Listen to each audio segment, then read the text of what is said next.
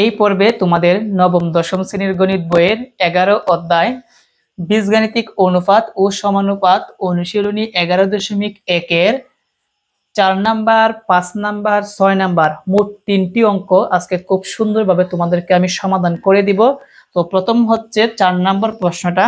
তো দেখো 4 নাম্বার উদ্দীপকটা হচ্ছে একদিন তোমার ক্লাসে দেখা গেল অনুপস্থিত কথাটার মানে কি, মানে বিদ্যালয়ে যায়নি, ও উপস্থিত শিক্ষার্থী মানে যারা যারা গিয়েছে সংখ্যার অনুপাত 1:4।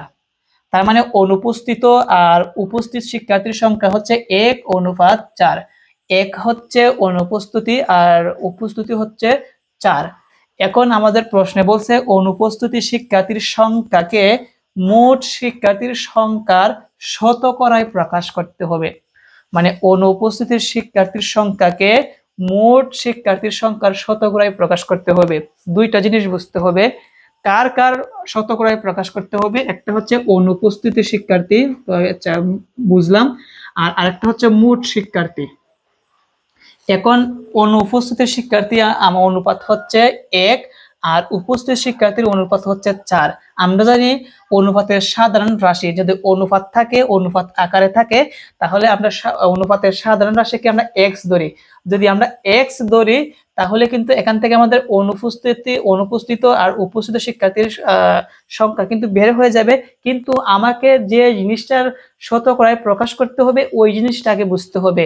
অনুপস্থিত শিক্ষার্থী কিন্তু আমরা এখান থেকে আমাদের সাধারণ রাশিতে x আছে এটার মাধ্যমে বের করতে পারবো। কিন্তু বলছে অনুপস্থিত শিক্ষার্থীর সংখ্যাকে মোট শিক্ষার্থী। এখন আমাকে জানতে হবে আমার বিদ্যালয়ে মোট শিক্ষার্থীর সংখ্যা কতজন, এইটা কিন্তু আমাদের জানতে হবে। তো এখন আমার কাজ হচ্ছে অনুপস্থিত আর উপস্থিত শিক্ষার্থীর সংখ্যা লিখে আমাদের মোট শিক্ষার্থীটা বের করতে হবে। কারণ মোট শিক্ষার্থী তুমি কিভাবে বের করবা, একদম সিম্পল। মনে করো তোমার বিদ্যালয়ে 100 জন শিক্ষার্থী আছে বা ছাত্রছাত্রী আছে। এখন তুমি বললা যে অনুপস্থিত হচ্ছে 30 জন আর উপস্থিত শিক্ষার্থীর সংখ্যা হচ্ছে 70 জন। আচ্ছা, আমি 100 জনের কথা নাই বললাম, আমি 100 জনের কথা বাদ দিয়ে দিলাম। আমি বললাম যে তোমাদের বিদ্যালয়ে যতজন শিক্ষার্থী আছে তার মধ্যে উপস্থিত শিক্ষার্থীর সংখ্যা হচ্ছে 100 জন আর অনুপস্থিত শিক্ষার্থীর সংখ্যা হচ্ছে 30 জন। এখন তোমরাই বলো যে টোটাল মিলাইয়া মোট শিক্ষার্থীর সংখ্যা কতজন, তোমরা অবশ্যই বলবো 130 জন। তেমনি ভাবে আমাদের অনুপস্থিতি আর উপস্থিত অনুপাত যেহেতু দেওয়া আছে এই দুইটার মাধ্যমে কিন্তু আমরা মোট শিক্ষার্থী বের করতে পারবো। সেই জন্য ফার্স্ট অফ অল আমরা আগে লিখে নিব যে মনে করি অনুপাতের সাধারণ রাশি x। মনে করি অনুপাতের সাধারণ রাশি x, তাহলে আমাদের অনুপস্থিত শিক্ষার্থীর সংখ্যা হবে, তাহলে আমরা লিখব অতএব অনুপস্থিত শিক্ষার্থীর সংখ্যা। অনুপস্থিত শিক্ষার্থীর সংখ্যা হবে, কারণ অনুপস্থিতি আর উপস্থিত শিক্ষার্থীর সংখ্যার অনুপাত হচ্ছে 1:4। তার মানে অনুপস্থিতির অনুপাত হচ্ছে 1। 1 দ্বারা যদি আমরা x কে গুণ করি তাহলে কি হবে 1x। তার মানে 1 লিখতে হয় না, শুধু x লিখলেই হবে। তারপর লিখব উপস্থিত শিক্ষার্থীর সংখ্যা। উপস্থিত শিক্ষার্থীর সংখ্যা হবে, উপস্থিত শিক্ষার্থীর অনুপাতটা হচ্ছে 4। 4 এর সাথে যদি তুমি সাধারণ রাশি x গুণ করো তাহলে কি হবে 4x হবে। তো লিখলাম 4x, এখানে জন লিখে দিই, এতজন, আর এখানে হচ্ছে 4x জন। তার মানে আমাদের অনুপস্থিত শিক্ষার্থীর সংখ্যা x জন আর উপস্থিত শিক্ষার্থীর সংখ্যা হচ্ছে 4x জন। এখন অনুপস্থিতির যে যতজন আছে আর উপস্থিত যতজন আছে এই দুইটা মিলাই যদি আমরা যোগ করি তাহলে আমরা বলবো যে টোটাল শিক্ষার্থীর সংখ্যা কতজন। আমি ওই যে আগে বললাম যে তোমাদের বিদ্যালয়ে আসছে হচ্ছে 100 জন আর আসে নাই হচ্ছে 30 জন, তাহলে টোটাল শিক্ষার্থী কতজন 30 জন। এমনি ভাবে আমরা বলবো অতএব মোট শিক্ষার্থীর সংখ্যা। অতএব মোট শিক্ষার্থীর সংখ্যা অনুপস্থিতি হচ্ছে x যোগ আর উপস্থিতি হচ্ছে 4x। তো মিলাইয়া কতজন হবে, তোমরা বলবা যে 4x আর হচ্ছে 1x মিলাইয়া হবে 5x জন। তার মানে আমরা পেয়ে গেলাম মোট শিক্ষার্থী। মোট শিক্ষার্থী কতজন 5x জন। এখন দেখো আমাদের কিসের শতকরায় প্রকাশ করতে হবে, বলছে অনুপস্থিত শিক্ষার্থীর সংখ্যাকে মোট শিক্ষার্থীর সংখ্যার শতকরায় প্রকাশ করো। সেই জন্য আমরা লিখে দিব অতএব অনুপস্থিত শিক্ষার্থীর সংখ্যা মোট শিক্ষার্থীর সংখ্যা শতকরা সমান। লক্ষ্য রাখো অনুপস্থিত শিক্ষার্থীর সংখ্যা মোট শিক্ষার্থীর সংখ্যার শতকরা সমান। তো আগে আমাকে এই জায়গার মধ্যে দেখতে হবে আমাদের সংখ্যা কত ছিল, অনুপস্থিত শিক্ষার্থীর সংখ্যা কত ছিল x। তাহলে আমরা লিখব x, আর যেহেতু বলছে মোট শিক্ষার্থীর বলছে তাহলে মোট শিক্ষার্থী কত 5x, তাহলে লিখব 5x, আর শতকরা মানে কি 100% দিয়ে গুণ করতে হবে। কত পার্সেন্ট? 100%। যখনই বলবে শতকরায় প্রকাশ করা, তখন কিন্তু 100% দিয়ে কি করতে হবে? আমাদের গুণ করতে হবে। এখন দেখো আমরা কাটাকুটি করি, কাটাকুটি করলে কি আসে? x এ কাটা, আর 5 100 এর মধ্যে কয়বার যায়? 20 বার যায়, তাহলে লিখবো 20 আর সাথে হচ্ছে পার্সেন্ট। তো শিক্ষার্থীরা আমি আবার বলি, বলছে অনুপস্থিত শিক্ষার্থীর সংখ্যা মোট শিক্ষার্থীর শতকরা। তো অনুপস্থিত শিক্ষার্থীর সংখ্যা হচ্ছে x, তো লিখবো x, আর মোট শিক্ষার্থীর সংখ্যা হচ্ছে 5x, তো লিখবো 5x। শতকরায় প্রকাশ করতে হবে, সেই জন্য 100% দিয়ে গুণ করতে হবে। বুঝতে পারছো? এখন x এ কাটা, 500 এর মধ্যে কতবার যায়? 20 বার যায়, আর পার্সেন্টের জায়গায় পার্সেন্ট।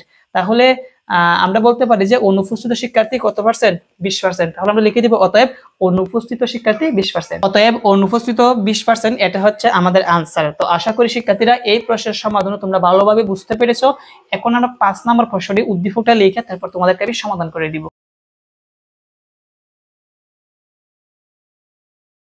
5 নম্বর উদ্দীপকটা হচ্ছে, একটি দ্রব্য ক্রয় করে মানে কি? কিনে 28% ক্ষতিতে বিক্রয় করা হলো। তার মানে বিক্রয় যখন, মানে তুমি যত টাকায় যা, সে কিনছে 28% ক্ষতিতে তার বিক্রয় করছে। ওকে, বিক্রয় মূল্য ও ক্রয় মূল্যের অনুপাত নির্ণয় করো। তো ফার্স্ট অফ অল একটা কথা হচ্ছে যে একটি দ্রব্য ক্রয় করে 28% ক্ষতিতে বিক্রয় করছে মানে কি? সে বিক্রি করেছে। এখন কত টাকায় ক্রয় করছে এইটা কিন্তু উদ্দীপকের মধ্যে দেওয়া নাই। বুঝতে পারছো? তো আমাদের লাস্টে বলছে বিক্রয় মূল্য ও ক্রয় মূল্যের অনুপাত নির্ণয় করতে হবে। তো বিক্রয় মূল্য আমরা ওই পাশে বের করতে পারবো, কিন্তু ক্রয় মূল্য কত ওইটা কিন্তু আমরা জানি না, বা সে একটি দ্রব্য কত টাকায় দিয়ে কিনছে ওইটা দেওয়া নাই। সেই জন্য আমরা মনে মনে ধরে নিব, মনে করি ক্রয় মূল্য 100 টাকা, মনে করি দ্রব্যটির ক্রয় মূল্য 100 টাকা, সেটি আগে আমরা লিখে নিব।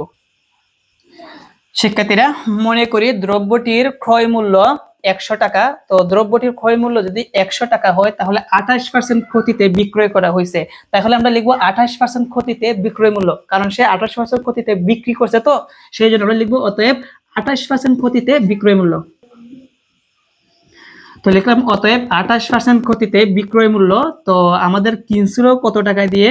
দ্রব্যটি 100 টাকা দিয়ে, তাহলে 100 সাথে বিয়োগ হবে কত পার্সেন্ট ক্ষতিতে বিক্রয় করছে? 28%, সেজন্য লিখবো 28। তো এইটা যদি আমরা বিয়োগ করি তাহলে কত আসবে? 100 থেকে যদি আমরা 28 বিয়োগ করি তাহলে আসবে হচ্ছে 2, আর এদিকে 9 থেকে 2 গেলে হবে 7, 72 টাকা। তার মানে আমরা মনে মনে দ্রব্যটির ক্রয় মূল্য, মানে সে কত টাকা দিয়ে কিনছে? 100 টাকা দিয়ে কিনছে, 28% ক্ষতি হওয়াতে কত টাকায় বিক্রি করছে? 72 টাকায় বিক্রি করলো। ওকে, এখন বিক্রয় মূল্য ও ক্রয় মূল্যের অনুপাত নির্ণয় করতে হবে, সেজন্য আমরা লিখে দিব অতএব বিক্রয় মূল্য ও ক্রয় মূল্যের অনুপাত সমান। অতএব বিক্রয় মূল্য ও ক্রয় মূল্যের অনুপাত সমান। বিক্রয় মূল্য হচ্ছে 72, তো দিব 72, যেহেতু অনুপাত বের করতে হবে সেই জন্য দিব অনুপাত। আর ক্রয় মূল্য কত? 100, তো দিলাম 100। এখন এইদিকে এটাকে বলা হয় পূর্ব রাশি, এটাকে বলা হয় উত্তর রাশি। পূর্ব রাশি ও উত্তর রাশিকে কোন সংখ্যা দিয়ে ভাগ করা যায় বা কাটাকুটি করা যায় এটা কিন্তু আমাদের জানতে হবে। তো উভয় পক্ষে 72 ও 100কে কিন্তু আমরা 4 দ্বারা কাটাকুটি করতে পারি, আর কোন সংখ্যা দ্বারা ভাগ করা যায় না। তো 72 এর মধ্যে 4 কয়বার যায় আমি দেখি। তো 72 এর মধ্যে 4 যাবে হচ্ছে 1, 4 বিয়োগ করলে আসবে 3, আর হচ্ছে 2, আর 4 8 32, 18। তাহলে 18 আসবে, আর অনুপাতের জায়গায় অনুপাতটা রেখে দিব। আর 100 এর মধ্যে 4 যা হচ্ছে 25 বার যায়। কত যায়? 25। আর এটাই হচ্ছে আমাদের আনসার। আমাদের বলছে যে বিক্রয় মূল্য ও ক্রয় মূল্যের অনুপাত কত? বিক্রয় মূল্যের দাম হচ্ছে 72, আর যেহেতু অনুপাত সেই জন্য অনুপাত দিলাম। ক্রয় মূল্য হচ্ছে 100। 72 আর 100 কে আমরা জানি 4 দ্বারা কাটাকুটি করা যায়, মানে লঘিষ্ঠ আকারে প্রকাশ করা যায়। তো 72 এর মধ্যে 4 কতবার যায়? 18 বার। 100 এর মধ্যে 4 কতবার যায়? 25 বার যায়। এটাই হচ্ছে আমাদের অ্যান্সার, অনুপাতের অ্যান্সার। তো শিক্ষার্থীরা আশা করি 5 নাম্বার প্রশ্নের সমাধান তোমরা ভালোভাবে বুঝতে পেরেছো। একদম সিম্পল এগুলো প্রশ্ন, এগুলো বেসিকলি তোমাদের সৃজনশীল প্রশ্ন, সংক্ষিপ্ত প্রশ্ন অথবা এমসিকিউর মধ্যে এইগুলো আসতে পারে। তো এখন 6 নাম্বার প্রশ্নটি লিখবো, তারপর সমাধান করব। 6 নাম্বার উদ্দীপকটা হচ্ছে, পিতা ও পুত্রের বর্তমান বয়সের সমষ্টি 70 বছর। অর্থাৎ পিতা ও পুত্রের বর্তমান কথাটার মানে কি? এখনকার বয়স, মানে বর্তমানে এই মুহূর্তে তাদের বয়স দুইজনের মিলাইয়া কিন্তু 70 বছর। এখন এই যে 70 বছরটা আছে এটা কিন্তু পিতার বয়সও আবার পুত্রের বয়স। এখন আমি এই জায়গার মধ্যে আমি যদি বলি যে পুত্রের বয়স যদি 20 হয় বা পুত্রের বয়স যদি 30 হয় তাহলে পিতার বয়স কত হবে? তোমরা বলবা যে স্যার দুজনের মিলায়া হচ্ছে 70 থেকে যদি আমরা পুত্রের বয়স 30 বাদ দিয়ে দেই তাহলে আসবে হচ্ছে 40 বছর। তার মানে পিতার বয়স হবে 40 বছর। মানে এখানে যে 70 বছরটা দেওয়া আছে এটা হচ্ছে পিতা পুত্রের এখনকার মানে বর্তমান মুহূর্তে তাদের বয়সটা একসাথে মিলাইয়া যোগ করে এই জায়গায় দেওয়া হয়েছে। কেমন? তো 7 বছর পূর্বে তাদের বয়সের অনুপাত ছিল 7 বছর পূর্বে মানে 7 বছর আগে 7 বছর আগে তো 7 বছর আগে তাদের বয়সের অনুপাত ছিল 5:2 আর আমাদের বের করতে হবে 5 বছর পরে তাদের বয়সের অনুপাত করতে হবে। মানে বর্তমানে তাদের যত বয়স ছিল তাদের যত বয়স ছিল মানে মনে করো পিতার বর্তমান বয়স যদি মনে করো 50 হয় আর পুত্রের বর্তমান বয়স যদি সাপোজ মনে করো পিতার বর্তমান বয়স হচ্ছে 50 আর পুত্রের বর্তমান বয়স হচ্ছে মনে করো 20, তো 50 আর 20 মিলাই কিন্তু 70 বছর হয়। 5 বছর পর যেহেতু বলছে তাহলে 5 বছর পর পিতার বয়স কত হবে? 50 থেকে কত হবে? 55 আর পুত্রের 5 বছর পর কত হবে? 25 হবে। এখন এই 55 আর এই 25 এর কি বের করতে হবে? অনুপাত বের করতে হবে। তাহলে কি হবে? 55:25। তাহলে এটাকে কাটাকুটি করা যায়, মানে এভাবে অঙ্কটা বের করতে হবে। তো ফার্স্ট অফ অল আমাদের এখান থেকে যেহেতু দুইজনের বর্তমান বয়সের সমষ্টি দেওয়া আছে আমরা যে কোনো একজনের মনে মনে বর্তমান বয়স ধরে নিব। একজনেরটা যদি আমরা মনে মনে ধরে নিই তাহলে এখান থেকে একজনেরটা বাদ দিলে আরেকজনেরটা থাকবে। তাহলে আমরা কারটা এখানে ধরতে পারি, ফিতারটা আগে ধরে নিই। তো লিখবো মনে করি ফিতার বর্তমান বয়স x বছর বলতে পারো বা a বছর বলতে পারো বা c বছর বলতে পারো, তোমাদের যা মনে চায়। তো আমরা লিখবো মনে করি ফিতার বর্তমান বয়স a বছর। মনে করি পিতার বর্তমান বয়স এ বছর। তো এখানে যে আমাদের বর্তমান বয়সটা যে আছে এটা হচ্ছে পিতার আর পুত্রের দুজন মিলাইয়া। তো আমরা পিতার বয়সটা যদি এ ধরি তাহলে তোমরা বলো তো পুত্রের বর্তমান বয়স কত হবে? আরো সহজভাবে বলি, মনে করো পিতার বর্তমান বয়স মনে করো 50 মনে করো বা 60, আচ্ছা 50 মনে করো, তাহলে পুত্রের বর্তমান বয়স কত হবে? তোমরা বলবে যে 70 থেকে যদি আমরা পিতার বর্তমান বয়স 50 বাদ দিয়ে দিই তাহলে পুত্রের বর্তমান বয়স থাকবে হচ্ছে 20। তেমনি ভাবে এখন আমরা পুত্রের বর্তমান বয়সটা কিভাবে বের করব? তাদের দুইজনের বয়সের সমষ্টি থেকে পিতার বর্তমান বয়সটা বাদ দিলে কিন্তু আমাদের এখানে পুত্রের বর্তমান বয়সটা থাকবে। তাহলে আমরা লিখব অতএব পুত্রের বর্তমান বয়স সমান 70 বিয়োগ a। অতএব পুত্রের বর্তমান বয়স, টোটাল দুজনের বয়স কত ছিল? 70, তার মধ্যে পিতার বয়সটাকে আমরা কি ধরছি? এ। যদি আমরা বাদ দিয়ে দেই তাহলে যে বছরটা থাকবে সেই বছরটাই হচ্ছে কার? পুত্রের বর্তমান বয়স। তো এখন সুন্দর একটা ক্লু দেওয়া আছে যে 7 বছর পূর্বে তাদের বয়সের অনুপাত ছিল 5:2। তো এখন মজার বিষয় আমরা প্রশ্ন মতে লিখতে পারি, দেখো অলরেডি কিন্তু 5 বছর পূর্বে তাদের বয়সের অনুপাত একটা দেওয়া আছে।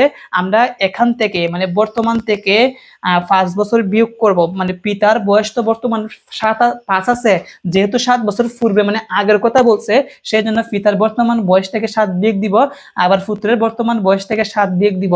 বিয়োগ দিলে দুইজনের যে বয়সটা আসবে মানে 7 বছর আগের যে দুইজনের বয়সটা আসবে এই দুইটার অনুপাত আর এইটার অনুপাত কি? সমান। কারণ এইটাও 7 বছর পূর্বে আর আমরা এখানে যে বের করব এইটা কিন্তু 7 বছর পূর্বে। সেই জন্য আমরা লিখতে পারি প্রশ্ন মতে বা প্রথম শর্ত মতে বা লিখতে পারো একটা, তো লিখবো প্রশ্ন মতে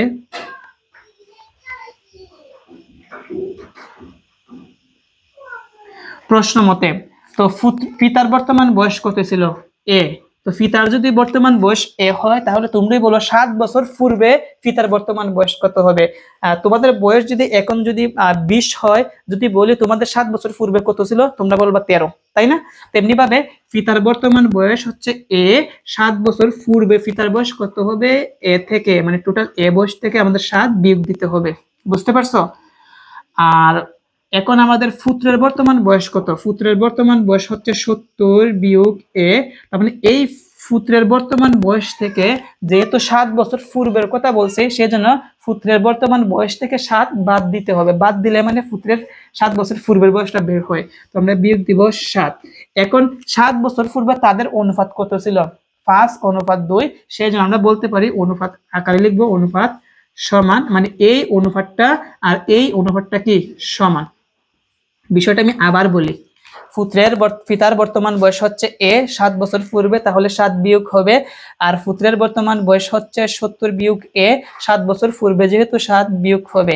এখন এই পিতার 7 বছর পূর্বের বয়স, পুত্রের 7 বছর পূর্বের বয়স, এই দুইটার অনুপাত আর এখানের অনুপাত সমান। কিভাবে?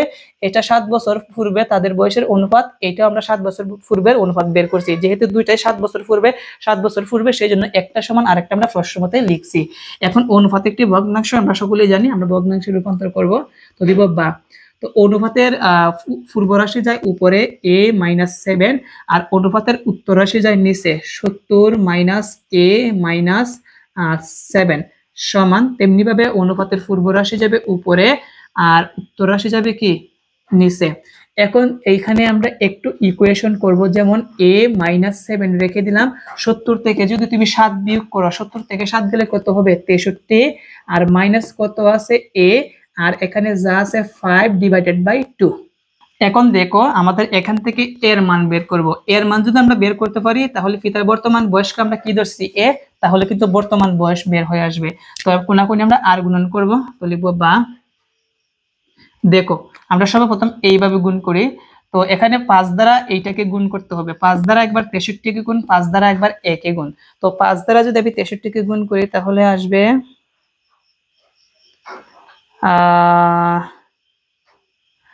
315 আসবে ক্যালকুলেটরে গুণ করলে। তাহলে দিব 315। তো এখন অনেক শিক্ষার্থীরা বলতে পারে যে স্যার আমি এইভাবে কোনাকুনি আর গুণন না করে আমি চাইলে এইভাবে গুণ করতে পারি। হ্যাঁ, এভাবে পারবা, কোনো সমস্যা নাই। দেখো আমি এভাবে করি, 2 দ্বারা যদি এটাকে গুণ করি, 2 দ্বারা a কে গুণ করলে আসবে 2a লিখলাম। মধ্যখানে আছে মাইনাস, দিব মাইনাস। 2 দ্বারা যদি 7 কে গুণ করি তাহলে 7 দুগুণে কত হবে? 14 হবে। তো একটা আর গুণ করা শেষ, এখন এইভাবে গুণ করব। তো 63 - a কে যদি 5 দ্বারা গুণ করি, 5 দ্বারা 63 কে যদি আমরা ক্যালকুলেটরে গুণ করি তাহলে আসবে 315। তাহলে লিখব 315। আছে কি মাইনাস, দিব কি মাইনাস। আবার a দ্বারা যদি 5 কে গুণ করি তাহলে কি আসবে? 5a। যেহেতু আমাদের এর মান বের করতে হবে, চলকটা থাকবে বাম দিকে আর সংখ্যাগুলো থাকবে কি ডান দিকে। তো দেখো 2 এর জায়গায় 2a রেখে দিলাম, সমানের ডান দিকে মাইনাসের 5a, এই পাশে আনলে হবে প্লাসের 5a। এখানে 315। তো 14 আছে মাইনাস, যদি এই পাশে আনি তাহলে কি হবে? প্লাসের হবে। তো লিখব প্লাস 14। এখন বা 2a আর 5a মিলাইয়া হবে 7a। আর 315 যোগ 14 যদি আমরা ক্যালকুলেটরে একটু হিসাব দিই তাহলে আসবে হচ্ছে 329। তাহলে লিখবো 329। এর মান বের করব, সেই জন্য লিখবো a সমান। তো দেখো 7 আছে গুণ, এই পাশে আনলে হবে ভাগ, আর উপরে হচ্ছে 329। এখন 7 দ্বারা যদি 329 কে আমরা ক্যালকুলেটরে ভাগ করি 47 আসবে। কত আসবে? 47। তার মানে এর বয়স যে এ মানে কি ছিল? এ মানে ছিল আমাদের কি পিতার বর্তমান বয়স। তাহলে আমরা লিখতে পারি অতএব পিতার বর্তমান বয়স। পিতার বর্তমান বয়স কত পেলাম আমরা? 47 বছর। তো লিখতে পারি 47 বছর। ওকে, এখন আমরা বের করব অতএব পুত্রের বর্তমান বয়স। তো পুত্রের বর্তমান বয়স তুমি দুই ভাবে বের করতে পারো। একটা হচ্ছে 70 থেকে যদি তুমি 47 বাদ দিয়ে দাও তাহলে পুত্রের বর্তমান বয়স থাকবে, অথবা তুমি পুত্রের বর্তমান বয়স দিয়ে এখানে 70 বিয়োগ a আছে এটার মাধ্যমে করতে পারো। তো দেখো আমরা লিখব পুত্রের বর্তমান বয়স সমান কি ছিল? 70। তাহলে লিখব 70 বিয়োগ এর জায়গায় এর মানটা বসাবো 47। তো 70 থেকে যদি আমরা 47 বিয়োগ করি তাহলে আসবে হচ্ছে 3, আর এখান থেকে আসবে হচ্ছে 2, 23 বছর। তার মানে শিক্ষার্থীরা আমরা পিতার বর্তমান বয়স পেলাম 47 বছর, পুত্রের বর্তমান বয়স পেলাম 23 বছর। এখন কথা হচ্ছে আমাদের বর্তমান বয়স কিন্তু দুইজনের কিন্তু বের করা শেষ। এখন বলছে 5 বছর পরে তাদের বয়সের অনুপাত করতে হবে। তো তুমি যদি 5 বছর পরে যদি তুমি বের করতে চাও অবশ্যই তোমাকে আগে বর্তমান বয়স তোমাকে জানতে হবে। তোমাদেরকে যদি আমি বলি এই তোমরা বলো তো, আমি যে তোমাদেরকে পড়াচ্ছি আমার বর্তমান বয়স এখন যত আছে 5 বছর পর কত হবে তোমরা জীবনেও বলতে পারবে না, কারণ আমার বর্তমান বয়স তোমরা জানো না। তাহলে তুমি আমার বয়স তুমি কিভাবে বলবা? আমি যদি বলি বর্তমানে আমার বয়স যদি বলি 22 বলি তাহলে তোমরা বলবা যে স্যার আপনার 5 বছর পর আপনার বয়স হবে 27 বছর হবে। তার মানে 5 বছর পর তাদের বয়সের অনুপাত বের করতে হলে আগে বর্তমানে পিতার বর্তমানে কত বয়স আছে আর পুত্রের বর্তমানে কত বয়স আছে এইটা আগে বের করতে হবে। সেজন্য আমরা পিতার বর্তমান বয়স বের করছি, পুত্রের বর্তমান বয়স বের করছি। এখন 5 বছর পরে যেহেতু তাদের অনুপাত বের করতে হবে, এখন 5 বছর পর পিতার বয়স ও পুত্রের বয়সটা এখন আমরা বের করে নিব। এটা চাইলে আমি আরো সংক্ষেপে একটু করতে পারি, তবে এইভাবে একটু কঠিন হয়, আমি ব্যঙ্গে ব্যঙ্গে করব। তো আমি লিখবো 5 বছর পর পিতার বয়স ও 5 বছর পর পুত্রের বয়স।